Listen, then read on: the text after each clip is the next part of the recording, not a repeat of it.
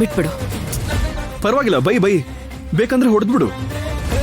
ಆದ್ರೆ ಕೋಪ ಕಮ್ಮಿ ಮಾಡ್ಕೋ ಅತ್ಯ. ದೊಡ್ಡದಾಗಿರೋ ನಿನ್ ಕಣ್ಣು ಚಿಕ್ಕದಾದ್ಮೇಲೆ ಒಂದು ಸಲ ಪ್ರೀತಿಯಿಂದ ನನ್ನ ಕಡೆ ನೋಡಿದ್ರೆ ಈ ಸೀನು ಮನ್ಸು ಈ ಸ್ವೀಟ್ಗಿಂತ ಸ್ವೀಟ್ ಅಂತ ನಿನಗೆ ಅರ್ಥ ಆಗ್ಬಿಡುತ್ತೆ. ಹಾ, ನಿಲ್ಲಿಸ್ತ್ಯಾ? ಯಾವಾಗ ನೋಡಿದ್ರು ಮನಸ್ಸು, ಪ್ರೇಮ, ಕಾಮ ಅಂತ ಏನೋ ಒಂದ್ ಮಾತಾಡ್ತಾನೆ ಇರ್ತಿಯಲ್ಲ.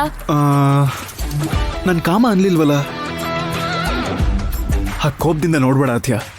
ನಿನ್ ನೋಟ ಶಾರ್ಪ್ ಆಗಿದೆ, ಬಾಣದ ತರ ನನಗೆ ಚುಚ್ತಾ ಇದೆ. ಸರಿ ಬಿಡು, ಮೊದ್ಲಿ ಸ್ವೀಟ್ ತಗೋ. ಯಾಕೆ? ನನಗೆ ಕೆಲಸ ಸಿಕ್ಕಿದೆ ಅತ್ಯ. ನಮ್ಮಪ್ಪ ಮಾಡಿಸಿದಂತ ಬ್ಯಾಂಡು ಬಾಜಾ ನೀನು ನೋಡಿದ್ಯಲ್ಲ. ಮತ್ತೆ ನಾಳೆಯಿಂದ ನಾನು ಟೈ ಕಟ್ಕೋತೀನಿ. ಶರ್ಟ್ಗೆ ಟೈ ಕಟ್ಕೊಂಡೆ, ಪ್ಯಾಂಟಿಗೆ ಬೆಲ್ಟ್ ಹಾಕೊಂಡೆ, ಬಟ್ಟೆಗೆ ಸೆಂಟ್ ಹೊಡ್ಕೊಂಡೆ ಅಂತ ಹೇಳ್ಬೇಡ.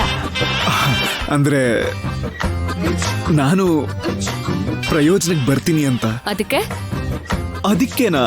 ಅದೇ ಕೇಳ್ತಿರೋದು. ಅದಕ್ಕೆ ಏನೀಗ ಅಂತ. ಏನು ಅಂದ್ರೆ ಆ ಡಿವೋರ್ಸ್ ನೋಟಿಸ್ನ ವಾಪಸ್ ತಗೊಂಡ್ರೆ ತಗೊಂಡ್ರೆ ಏನು ಅಂದ್ರೆ ನಾವು ಮನ್ಸಾರೆ ಹಾಯಾಗಿ ಗಿಣಿ ಅರಗಣಿ ತರ ಪ್ರೇಮ ಪಕ್ಷಿಗಳ ತರ ಹ್ಯಾಪಿಯಾಗಿ ಬದುಕಬಹುದು. See, Mr. Seenu, I would like to live like a free bird.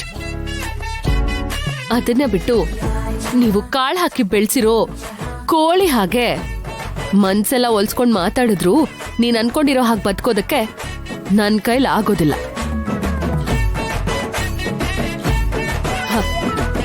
ನೀನು ಕೆಲ್ಸ ಇಲ್ದೇ ಇರ್ತೀಯೋ, ಗೋಲಿ ಸೋಡಾನೇ ಮಾರ್ತೀಯೋ, ಟಕ್ ಮಾಡ್ಕೊಂಡು ಟೈ ಕಟ್ಕೊಂಡು ಕಾರ್ಪೊರೇಟ್ ಜಾಬನ್ನೇ ಮಾಡ್ತೀಯೋ.